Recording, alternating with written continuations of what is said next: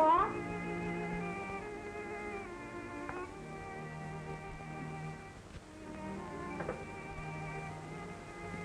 Cushing. You'll be the death of me. Don't you know a place for everything and everything in its place?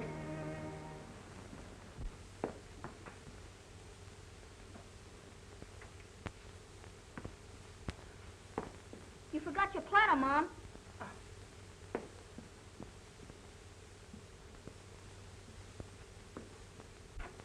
Hey, Mom. That you, Robert? Dinner ready? Just as soon as Ruthie gets here. Hey, you got another letter from those finance people. Pipe down, will you? Where is it? Mom's got it. Hey, Mom! Stop. What's the matter, children? Nothing. Sure? Just a little tired. Oh. Look, darling, I forgot. Here's a letter came for you. Finance Corporation. Just think, my little boy getting letters from big corporations. That night. Is Dad home? Upstairs, pounding away on his typewriter. Oh, Robert.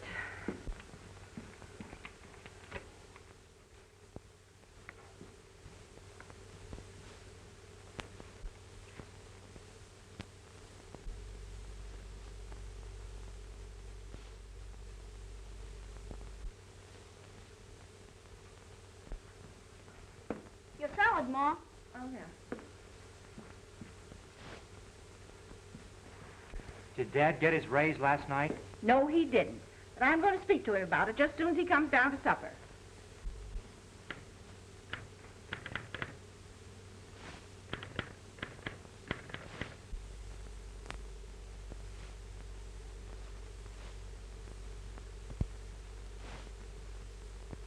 What in the world is keeping Ruthie? Everything's ready and waiting.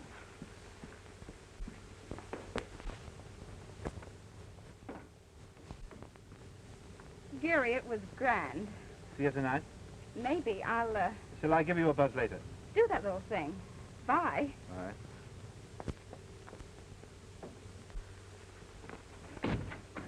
That was very Franklin. White orchids, huh? Bad, Gary. Worth millions, I suppose. Now, Robert, I'm sure he's a very nice young man.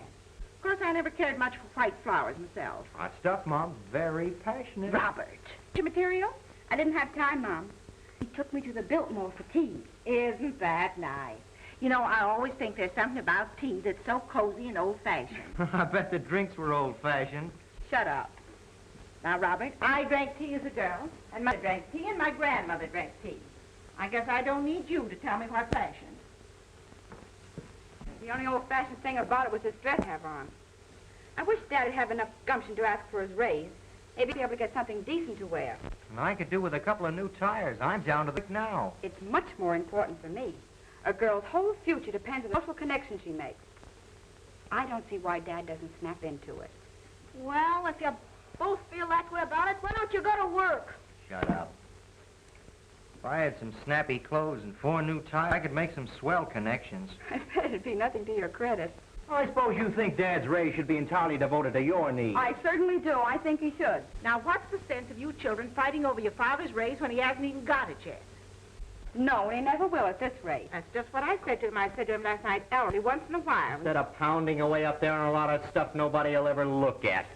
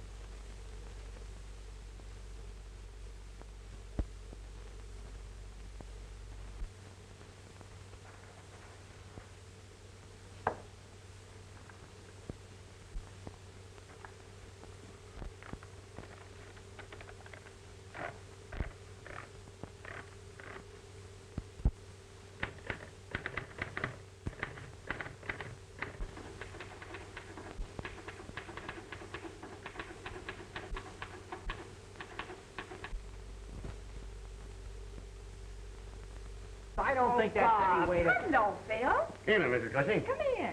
Hi. Hi, Phil. Hello, Ruth. Hello, Phil. Hiya, lad. I'm not breaking into a family conference here, I hope. Oh, no. Ruthie's been to the Biltmore to tea. Skip it, Mom. Well, that's where you said you were.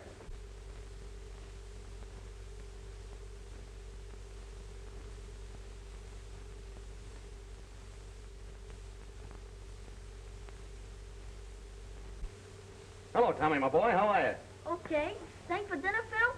Well, I don't know. I'm afraid it's somewhat of an imposition. Oh, nonsense, Phil. There's always something left over. You might just as well eat it as throw it away. Well, Ruth? You're an eyeful for any man. I feel anything but that. Why? What's the matter? You must know it's about Dad's raise. Oh, did he get it? If he had, we'd be spending it, wouldn't we? Well, not all of it, I hope. Bob would need most of it. He's 2 payments behind on his car now. Who asked you to horn in? Why don't you sell it and let somebody else do the worrying? Well, I'd never have bought the thing if I hadn't counted on Dad's raise. If you'd taken that job Dad had Mr. Jefferson offer you, you'd be able to make the payments on the car yourself. Work for that man? I'd rather walk all the rest of my life. It's men like him that are plunging us into this vortex. He's a human monster, gorging himself with the country's goods, taking bread from the mouths of honest people. Now, Robert, don't be silly. Who's going to want bread that's been in somebody else's mouth? The only solution is to stamp out such money gluttons as the Henry Jeffersons, tear them to pieces, beat them down into dust. That's right. I ask you, isn't it? Darling, if you go on like that, you're going to have a headache. Seriously, Phil, don't you think Dad should demand his raise? In your opinion, Phil, wouldn't this be a good time to ask for it? No, I don't know. All times are about alike in the newspaper business, Bob. Yes, all bad. I wouldn't say that. Maybe you better wait and ask him at Christmas time. Everybody feels so cheerful and happy at Christmas. Everybody feels terrible at Christmas. Positively savage. Well, I don't know why they should. It's a holiday. Trouble with Dad is he has no initiative. No, Bob. The trouble with your father is he underestimates himself. No, children. The trouble with your father is he won't stand up for his own rights. Ellery?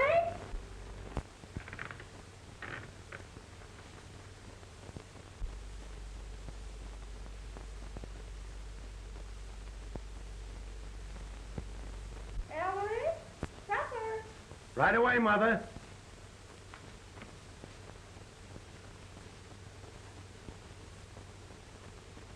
Come on, everybody. Maybe you don't feel hungry after your tea party. What's it to you?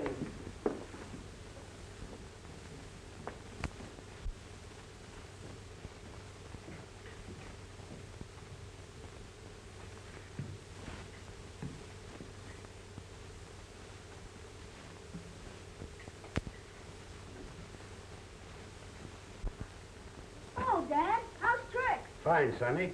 How's everything with you? Oh, swell. Hello, Dad. Oh, Father. How are you, Phil? Ellery, fix your hair. You know, it's good to see you here. Well, thanks, but I'm afraid I'm here most of the time. And Ellery, straighten your tie. Well, we're always glad to have you. Thank you. You burned a hole in your vest.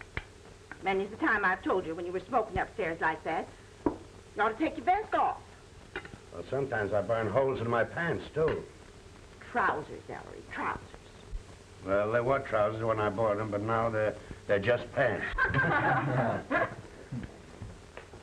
Ellery, eat your spinach. But I don't like spinach. Well, it's good for you. Now, wouldn't it be disappointing if spinach wasn't really helpful after all that you take to get the sand out of it? Well, it's got something or other in it that makes red blood. We got enough red blood in this family. You need, Dad, to ask for your raise. I guess what I need is a diet of raw meat. Why, Ellery, you always say you want your steak well Skip done. it, Mom. Well, that's what he says. Really, Dad, you must see about getting your raise tonight. Well, you see, this new editor has gone in for a strict economy program. I was talking to Ed Hale about it last night. He thinks it's a bad time to ask for... That's just the trouble with you, Ellery. You're always letting everybody tell you what to do. Yeah, Dad, you don't seem to have the courage of your convictions. If you'd only listen to us.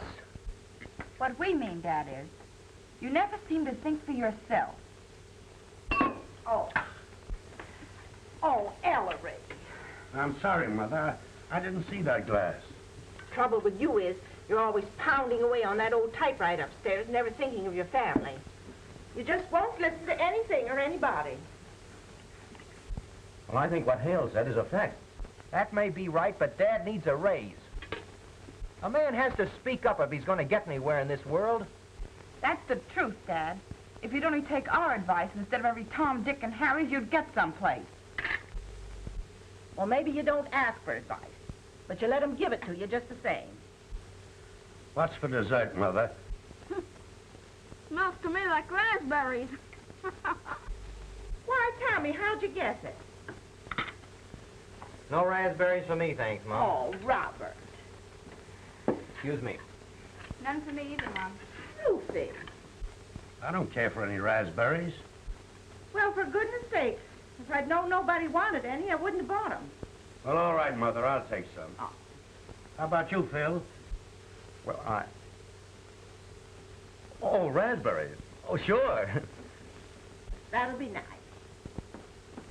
If you'll excuse me, I have a slight headache. Can I get you something? No, thank you. Sure you don't want any? No, thanks, Mom.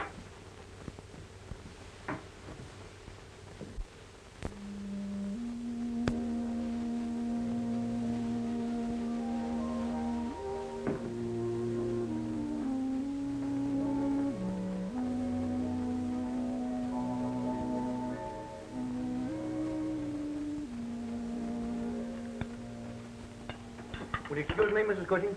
Yes, of course, Philip. Go on, run along, Phil. He's got a headache, too. Oh, Great dinner, Mrs. Cushing, thanks. we're always glad to have you.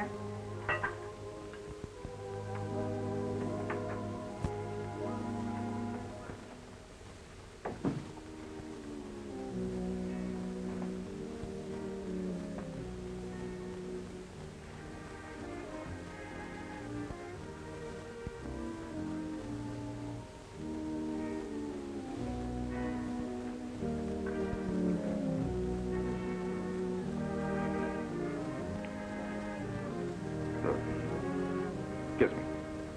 I did kiss you. No. I kissed you. What's the matter, dear? Oh, I don't know.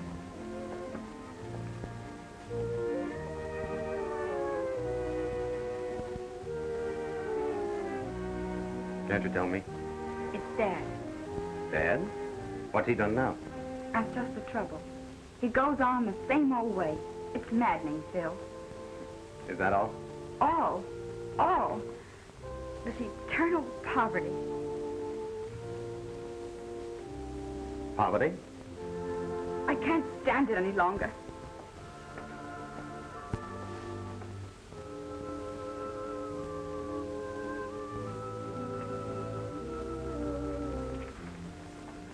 Listen, dear. Let's talk this over quietly. I don't want to go on like this. Why doesn't he do something to get us out of this?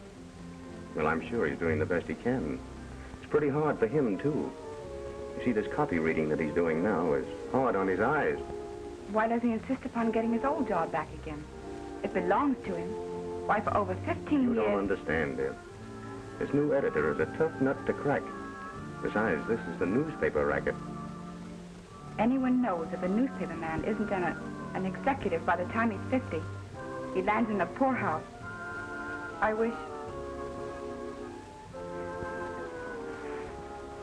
wish you and Dad would give it up. I couldn't. And I'm sure he wouldn't want to. A man can make a living at this game, providing he has what it takes. Of course, it doesn't always include orchids. And orchids mean a lot to him. Perhaps. But they're nothing but a bad smell when they get stale. You can always get fresh ones. Not always. I think I'd be willing to risk it, Phil. What do you mean? I mean,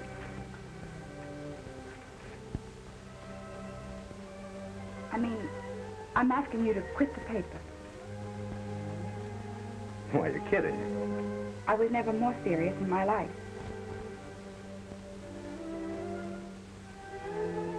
Not even for me. Listen, dear. It's the only business I know. It's my life. I love it. I couldn't give it up. You're sure you mean that? Absolutely.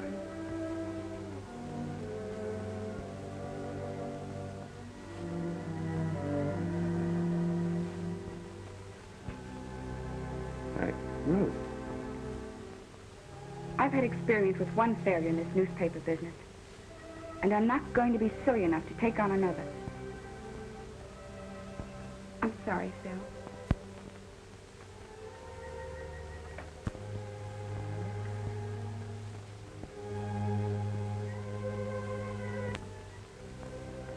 All set? All set. Good night, Ruth. Goodbye, Phil. Good night, Ruthie. Come again, Phil. We always enjoy having you. Thank you, Mrs. Cushing. I enjoyed the dinner.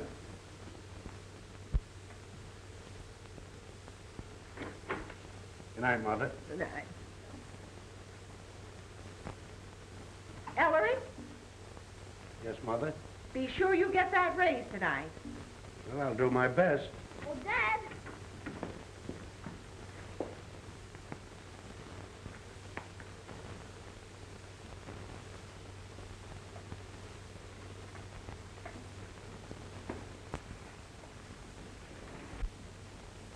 No, I won't forget, Mother. Bottle of magnesia. Yeah, sure, I'll bring it home with me. What? No, I haven't had a chance yet. Why, I haven't seen Flintley yet. No, I won't forget. So long, Mother.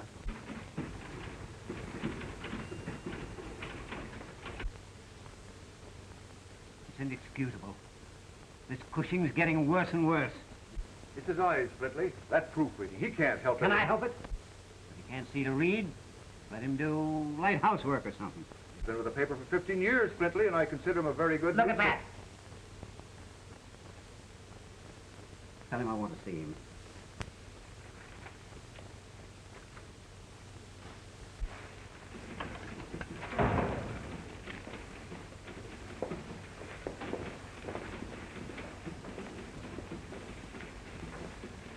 Oh, Hale. How's the wife getting on? Cushing, the old man wants to see you. Okay.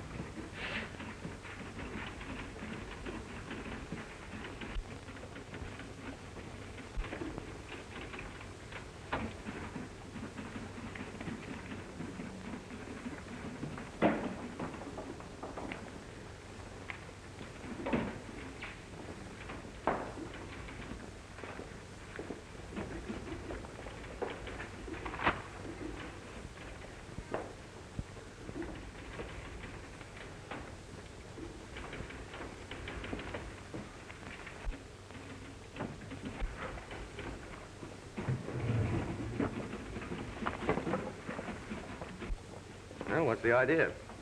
Well, what's your guess?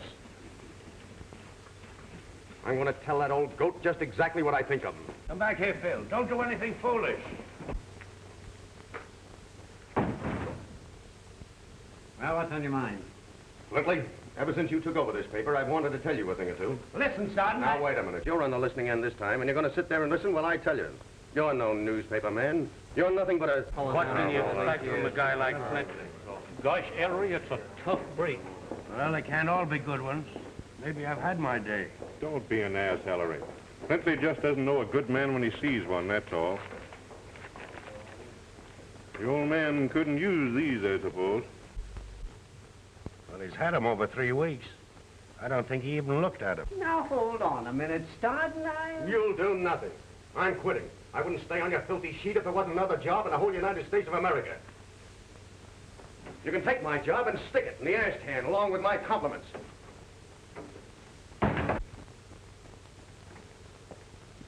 Well, some editor's going to have sense enough to see them. You're darn tootin' they are. Come on, let's get going. Phil, you didn't. Quit? I should say I did quit. Nothing I've ever done in all my life has afforded me such genuine pleasure.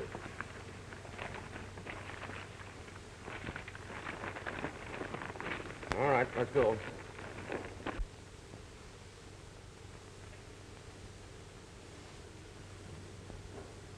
I've got to give 3 reasons why the present form of government will succeed. I can give you 50 reasons why it won't. Why, it says right here, nations have grown great and powerful by faith in the principles of government. There's an outrage for you, blinding the eyes of our school children to the truth. I tell you, a day is coming when truth will proclaim itself. A day is coming when justice will take the throne. A day is coming when capital will be abolished. A day is coming when the workers will come into their own. The day of the Proletariat. The proletariat is at hand. When might will be right. Are you one? One what? A proletariat? Certainly. Proletariat. Oh, here it is. Ah, that's funny. Proletariat, noun, pertaining to the common people, low and vulgar, one of the lowest classes of society. Let's see. Right there. As I thought, an antique. All the books they give you at these schools are antique. Children! Everything they teach in these schools is behind the times. What are you doing, Robert? Helping Thomas with his homework? Oh, that's not... Is that the magazine your father doesn't like? He doesn't like it because he doesn't read it, and he wouldn't understand it if he did. Well, why don't you explain it to him, darling? Explain? He doesn't want to understand it. He doesn't want his eyes open to the truth. He prefers to grope along blindly. Oh, that reminds me. I must tell him to get his glasses fixed. Come on now. Drink your beer and forget all about that job you quit. Quit? Yes. Understand? The job you quit. Say, Phil, can you picture me walking boldly into the bosom of my family and saying, listen, folks, I quit my job. Now, I ask you, Phil, can you picture that? Well, they don't have to know anything about it. That closing check will keep you for 2 weeks and leave the same time every night as if you were going to work. Now, what happens at the end of 2 weeks? Well, there are other papers in this town, you know? And by that time, we'll both have new jobs and no one will have to be the wiser. You know, it's great to be young and confident and in love. We won't go into that. Just carry on as if nothing had happened. Well, I can't lose anything by trying it, but if I take this junk home, Mother will get suspicious, so you help me get rid of these headline humors that nobody wants. What do you mean nobody wants? You mean to say you think you could do something with them? Something? Why, these are exactly what people want. Now, I'm going to be your manager. Thank you, Phil. And I'm going to make you the greatest humorist in America. No, in the world. In the world? Well, you know, Phil, the world goes round and round, so don't let it get you dizzy. As I was saying, when I so delightfully interrupted myself, who could possibly be hurt? You're not married, and I'm not married. So whose business is it what we do? Well, I never thought of things in just that way. I'll have to think it over.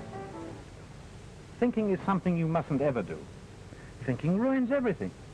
Thinking is the wet blanket of romance. Well, good night. I must go in now, Gary. It's almost time for Daddy to come home. Okay, darling, if that's the way you feel about it. Gary, you'll call me tomorrow? Around 6. That'll be fine. Good night. Be a good girl.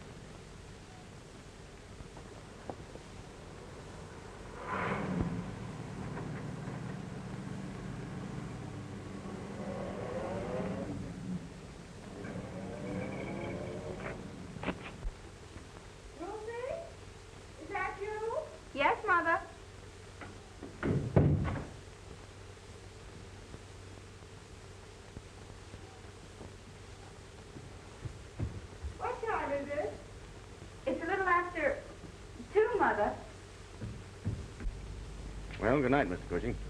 Good night, Phil. Don't forget that job you quit. We can work in my apartment. Well, that'll be all right if you can keep your apartment. Well, don't let's worry about that. So long. Oh, Mr. Cushing, here's Mother's magnesia.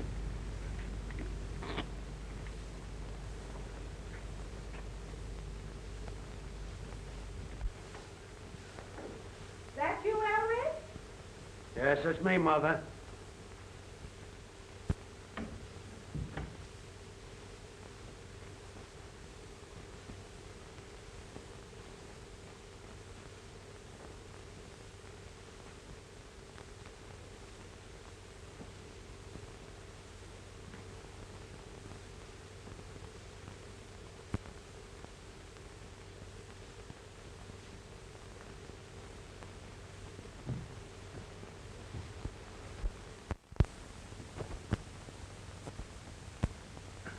Well, off to work again.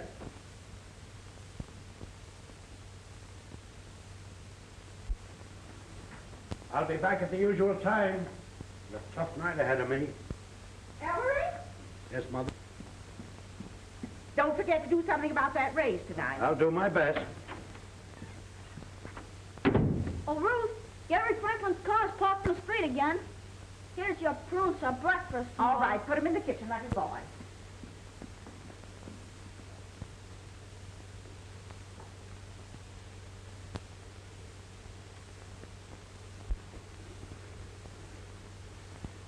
Ruthie? I thought I wouldn't have to go through all this again, but I'm quite sure I'm right about that fellow Franklin. I don't think you understand him, Daddy. I think I understand him a little better than you do. Now, Ruthie, I don't want to spoil your fun, but I don't want you to see him again. Good night, Ruth. Good night, Daddy.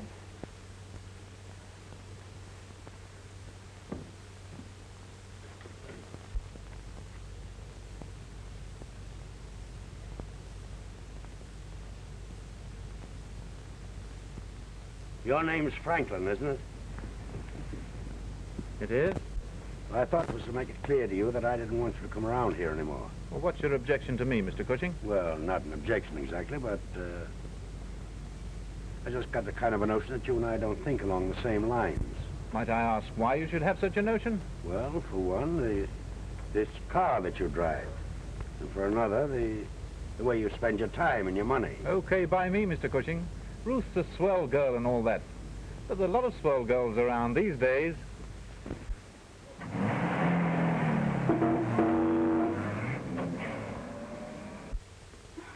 Dad makes me simply furious. Well, of course, it never seems to occur to him that a daughter of his could marry a millionaire. It isn't that, Mother. Gary needs me. I'm reforming him. My goodness, he don't drink, does he? No, of course he doesn't. It's just that he's bitter. Bitter? Yes. He doesn't see any happiness in... What? In the future. Poor boy. It's probably because he didn't have a good mother. Gary's so proud. If Daddy's insulted him, he'll never get over it. He'll think I don't want to see him anymore, and he'll go away on one of those awful tramp schooners. Well, I should think with all his money, he'd want to take a good boat. Oh, Mother! Why don't you dictate and let me do the writing? Yeah, that'll be better.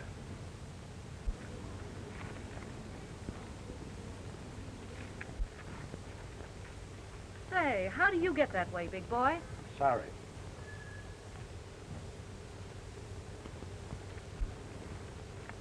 What's the idea of making a pass at a lady? I didn't. No? Say, what are you two guys doing here on this bench every evening anyway? Well, you see, officer, it's this way. I want to hear this bird do the talking. Well, you see, my young friend here was unable to keep his apartment. Yeah? Well, why did they throw him out? Well, maybe because I couldn't pay my rent. Shut up, you. Go on. Give us the story. Well, believe it or not, officer, that bench there is our office. What kind of office? Well, you see, we're writing a column for a newspaper. What paper? Well, just what I thought. From over at the Labor Hall. A couple of picket boys. Move on now, both of ya. Now, wait a minute, officer. Here's a sample of it.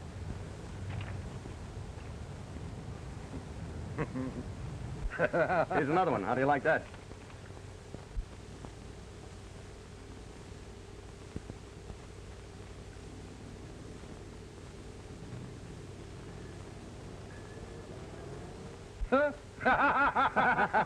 Show him some more.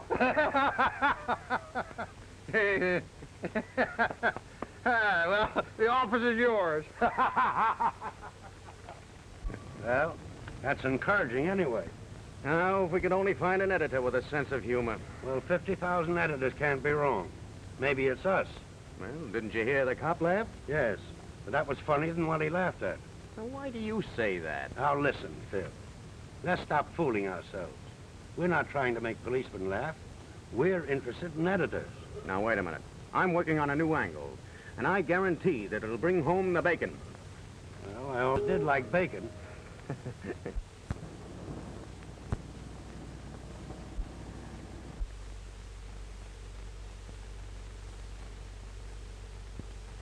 Does Mr. Blair know you, Mr. Stardon? Oh, yes. We're almost pals.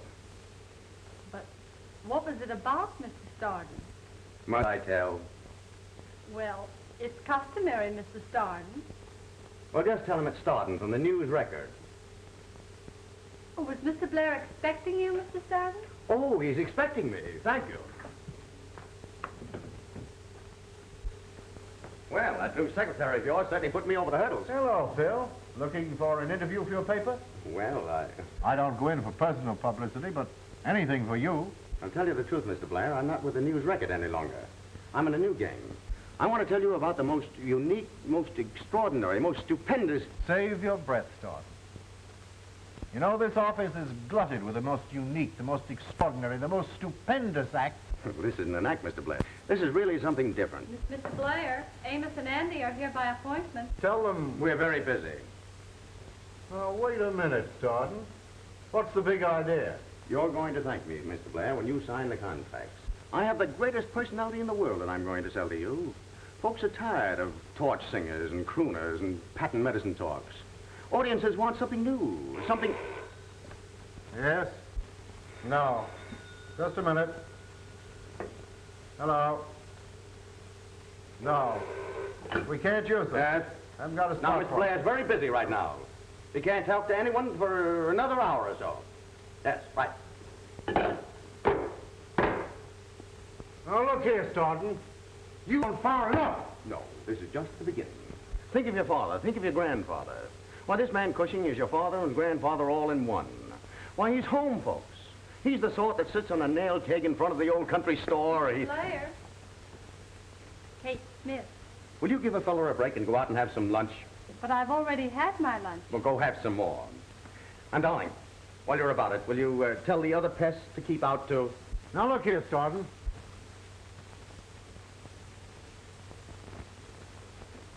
Now, this man Cushing, the old ladies are going to love him. The young girls are going to adore him. And you yourself are going to be glad to listen to him. All right. You win. Bring him around to the office at 2 o'clock tomorrow, and I'll see him. No, not tomorrow, Mr. Blair. Right now is the time for you to see him. What? Yes, that's right. A single white orchid delivered every morning. No card. No, that's exactly what I said. No card. Yeah, then... huh? Yeah, send a bill to me at the radio station. Thank you.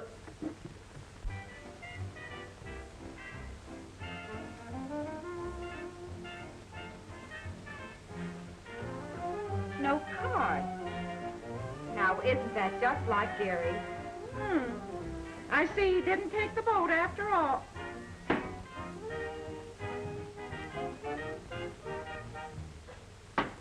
This is station KEY, presenting for the first time Uncle Dudley. Uncle Dudley will talk on subjects close to the hearts of the American people. Friends, This is your Uncle Dudley saying hello to you on an important day for men, Father's Day. It's remarkable that almost all the talking on the radio is done by men when you figure how little chance they get to talk at home.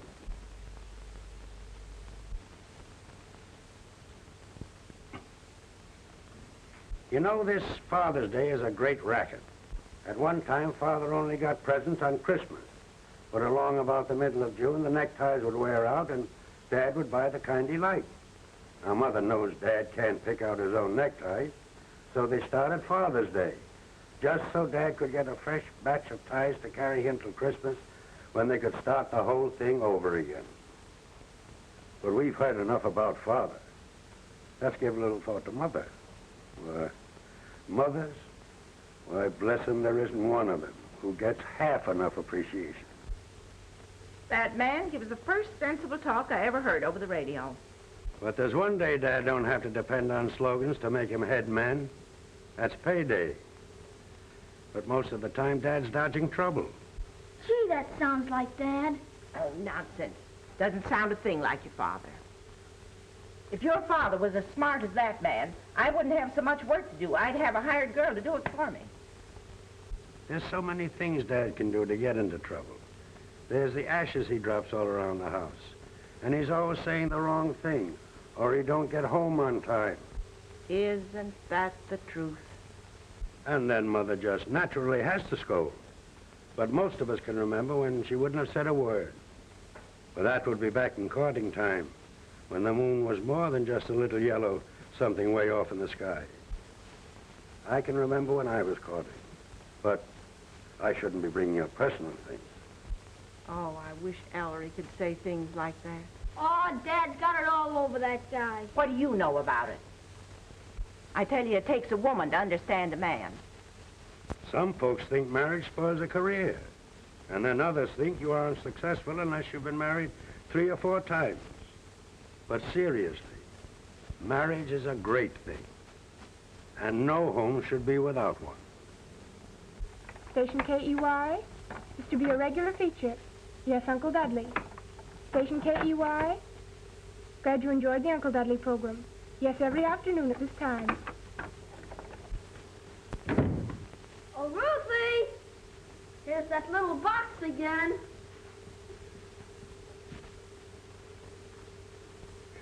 Thank you, Tommy.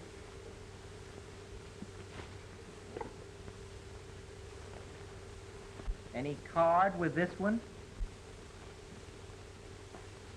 I think you'd call up Geary Franklin and thank him. It's too divine, this silent tribute every day. Oh, for Pete's sake. What's the matter, Robert? Nothing.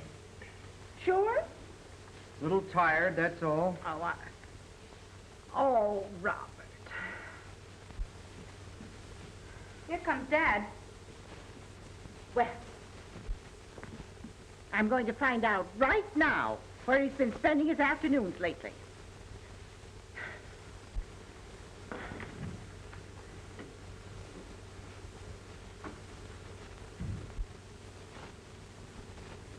Hello, everybody.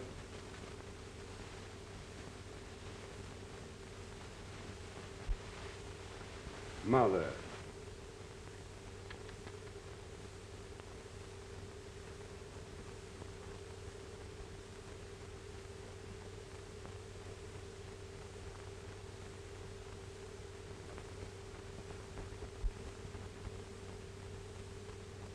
Hello, Dad.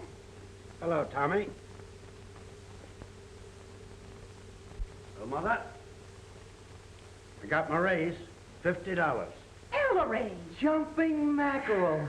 Well, it's about time. Oh, Daddy, I'm so happy. Now I can make those payments on my hat. How about a new suit, Dad? Now, wait a minute. If you think you're going to spend Dad's raise, you're mistaken. I need more clothes than he does, Dad. Is this 50 a weekly or a monthly raise? Mother, where do you see that new dress I have in my... Now, Oh, it's listen, Ruth, I don't think it's fair no, for you to listen, I talk can get about anything clothes. I want. I'm the one that needs... Quiet! I'm thinking. But, Mother... Oh, Mom, now listen, is that right for her to act that way when I'm the one that really...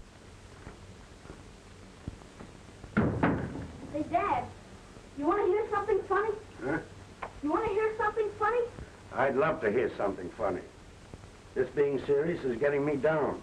There's a man making speeches on the radio every day. He sounds exactly like you. Is that supposed to be funny? Mom and Ruth don't think he sounds like you, but I do. Well, that's because they can't imagine anyone listening to me doing the talking.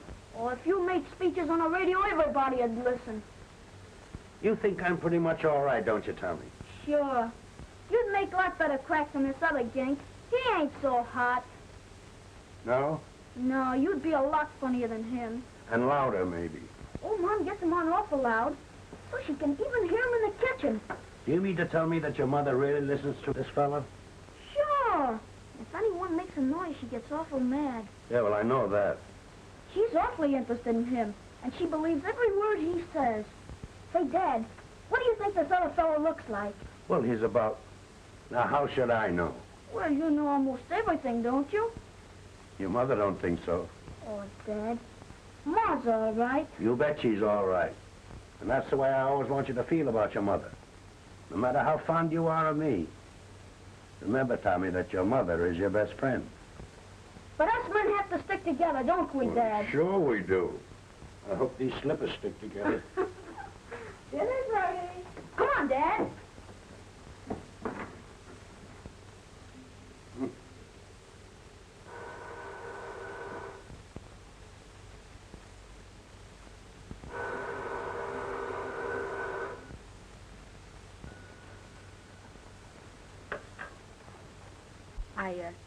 I had hoped you'd finally get around to calling me. I was just waiting for you to come to your senses. How about it? How about what? How about a quiet little dinner in my apartment tomorrow night?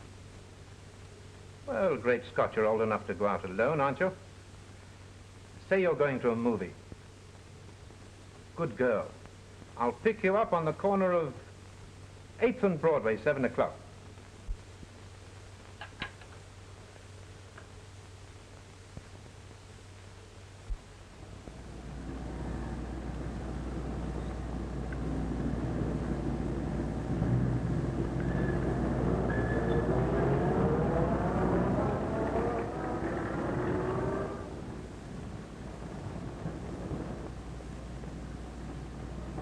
Well, what do you know about me running into you like this? Come on, I'll bow you home. Now, shall we take the bus or the streetcar? I was going to, A picture? Well, that's fine. I'll tell you what we'll do. We'll celebrate my raise. I'll take you to dinner, you know, nice dinner, no spinach and no raspberries. And then I'll take you to a show. But isn't Mother expecting you for dinner? Well, I'll phone her. Tell her we're dining out. I'll ring off quick so she can't answer. Let me see. It isn't often, you know, that I get a chance to go out with any of my family. Where'll we eat? Used to be an awful nice little French restaurant, but I remember where it was. Come on. Well, wait till I see what this show at the American is all about. Good, here's a review of it. It seems to be all about a sweet young girl that ventures into the apartment of the rich playboy. With, you know, the usual result, disgrace, broken-hearted parents, and all that sort of thing. You know, it's a mystery to me how the movies can keep on telling the same old yarn over and over again. Girls nowadays are wise. They know all the answers. And these chaps with apartments, why, everybody knows. They get the decent girls only when they can give them a good enough sales start. And when they can't, why, they just phone to one of the old standbys. And it's the old standbys that I feel sorry for. Poor little devils. They must have been worthy of respect sometime. So, that's a picture we don't want to see, do we? And now, young lady, I'm going to break down and take you to a real show. What do you know about that? Daddy, I think you're swell.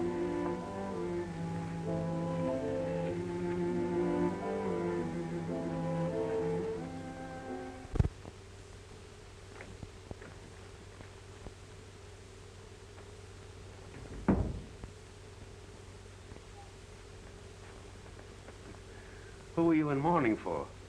Morning. Oh, you mean the new rag? You haven't seen anything yet. Wait till you hear this. Why, our best terms for Uncle Dudley's syndicate feature, Peerless Press. Ah, and this one. Desire to effect arrangement for comic strip entitled Uncle Dudley. Also movie tie-up. Metropolitan Feature Syndicate. And the rest of them. Well? It looks as if we're going to have bacon for dinner. Sir, it won't be long now. Why, those things mean thousands. Well, take a bow, fella. You're the one that did it. You know better than that. And another thing. We won't have to work in the park any longer. Well, for a while, I'd feel safer working there. Okay, but don't you think it's about time you let the family in on the big secret? Now, that's just it. You think you know my family, but you don't. Why, the minute they knew, Bob would want to write my dialogue, Ruth would want to tell me how to say it, and Mother, God bless her, she'd want to dress me up, like you. Well, you're the doctor. I suppose Ruth never speaks of me? Don't you think later on that probably she'll think differently about things? Why, of course she will. All young girls have foolish notions, but in the end they generally come to their senses. That is, fine girls like Ruth. And wait till she gets a peek at you in that suit. Oh, wait a minute. I saw another one. A classy tweed, and it's going to look swell on you. Now, me. Don't be an idiot. I wouldn't dare go home with a new suit. Hello,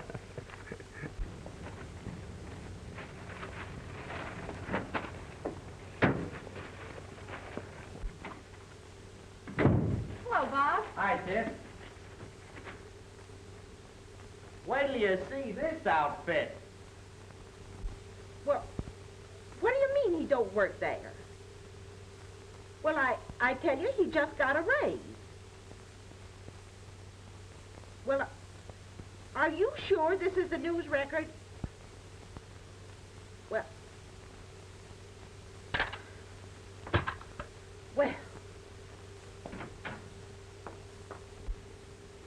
say, Ruthie, what do you think? I just telephoned the office. The man says your father doesn't work there anymore. How do you like this, Mom? Isn't it a honey? Well, that's ridiculous, Mother. There must be some mistake. Well, of course there is. I said to the man, well, he does work there, and he said to me, well, he doesn't. Well, I'll call Phil. He ought to know. Oh, Robert. This hat will make him sit up and take notice. Notice what? News record? May I speak to Mrs. Darden, please? Look at the pants, Mom. Look at the pants. Do they fit? Well, I don't know. Seem kind of tight in the seat to me.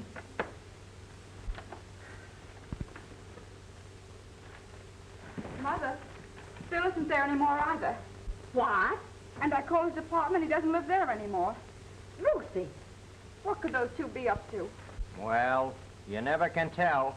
This screwy economic system forces lots of men into crime. You mean kidnapping? Racketeering? Yeah, something along those lines. Oh, my goodness. Your father never seemed to be that tight to me. It's a wonder Phil wouldn't tell me he was moving.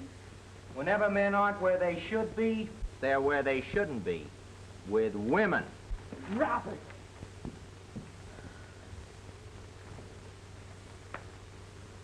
Sometimes, when men get to be Ellery's age, they start acting in a very peculiar manner.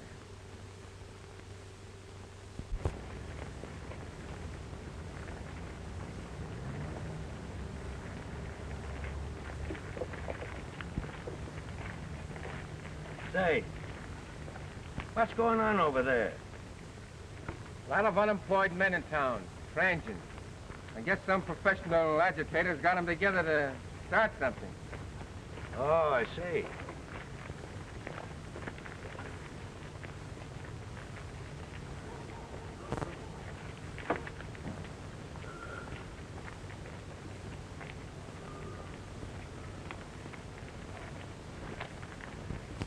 And now, comrades, we have a young worker with us tonight who has a very important message for you. Quiet, please. Quiet.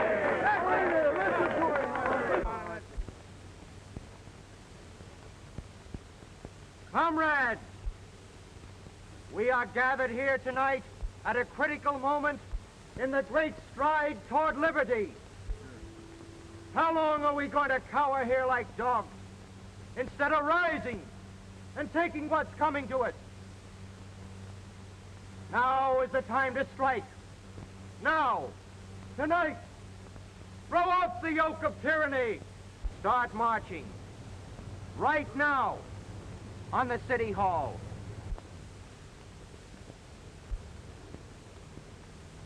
Action!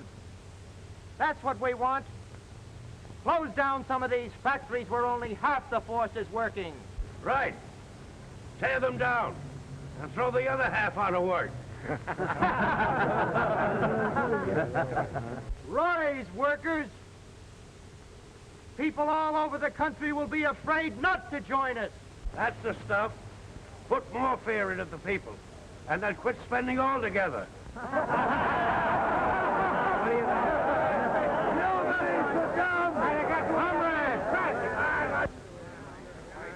We've taken oppression. We've taken depression. What more are they going to ask us to take? Why don't you take a walk? All right. If you people want a vote bill show, maybe a friend out there can give it to you. Maybe he can at that.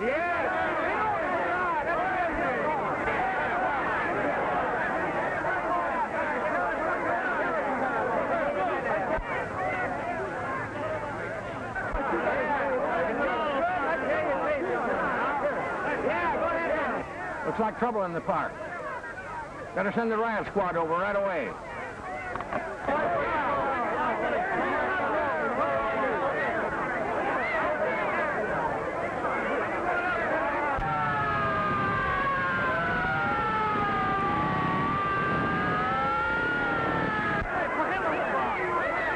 Now, I may be all wrong, but it doesn't seem possible that a country which has survived prohibition, bob-haired bandits, long-haired legislators, the Wall Street crash, the Democratic Party, the Republican Party, trial marriages, and nudist colonies is going to collapse just because a few of us march on the City Hall.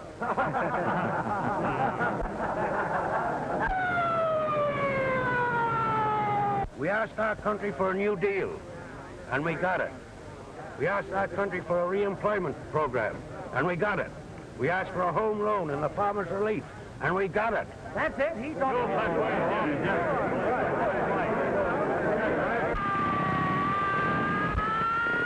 We asked for protection, our liberty, our families, our possessions, and our rights, and for protection against war with other countries, and we're going to get it.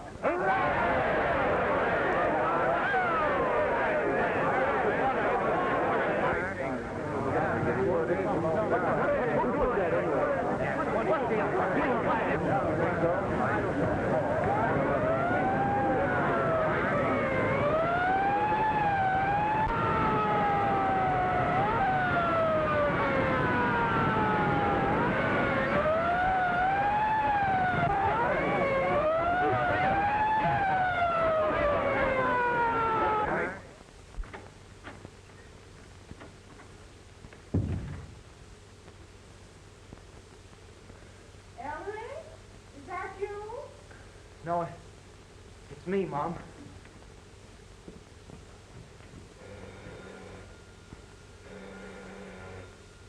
I'll take it, Mom. Hello? Yes? Who's calling us up at this time of night?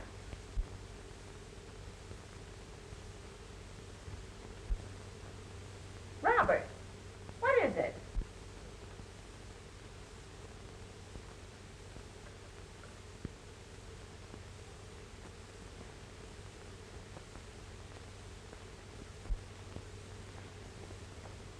It's Dad.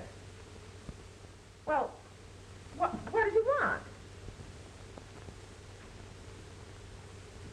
He's in the hospital.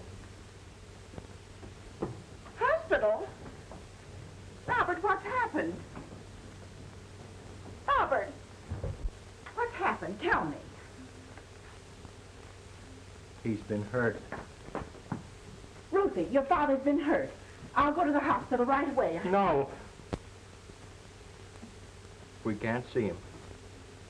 I can't see him? Why not? He's unconscious. Oh, Robert. They'll let us know the moment there's any change.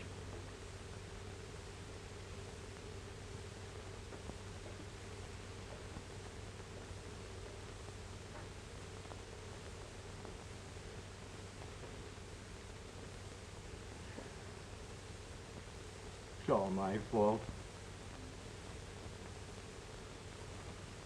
Station KEY. Uncle Dudley is at the Good Samaritan Hospital. You're welcome. Station KEY. No, madam, Uncle Dudley wasn't killed. Station KEY. Uncle Dudley is improving. Yes, the Good Samaritan. I told you it sounded like Daddy. Tommy, be quiet. Mr. Cushing and I'll be married 25 years in September.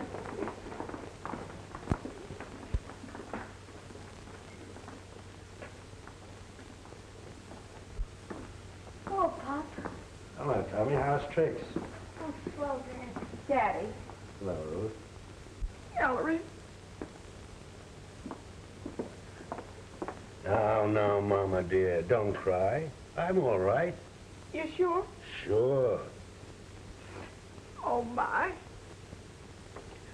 Hello, son.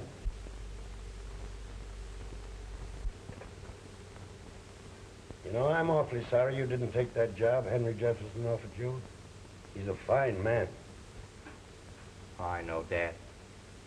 I'll drop around and see if that job's still open. Well, that's a very good idea, son. Got my necktie on, haven't you? It's all right. Say, Ruth,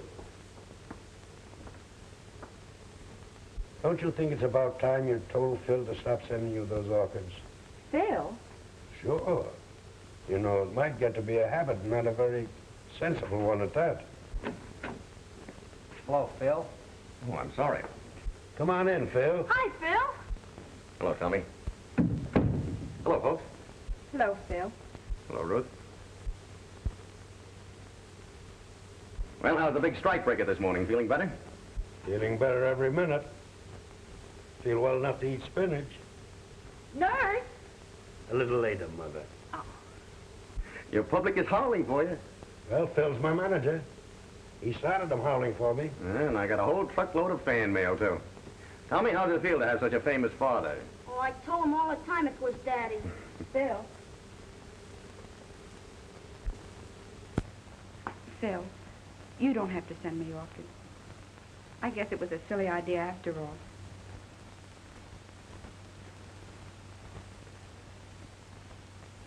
Didn't I always tell you, Mother? If you bring your children up right, nobody can knock the props from under them.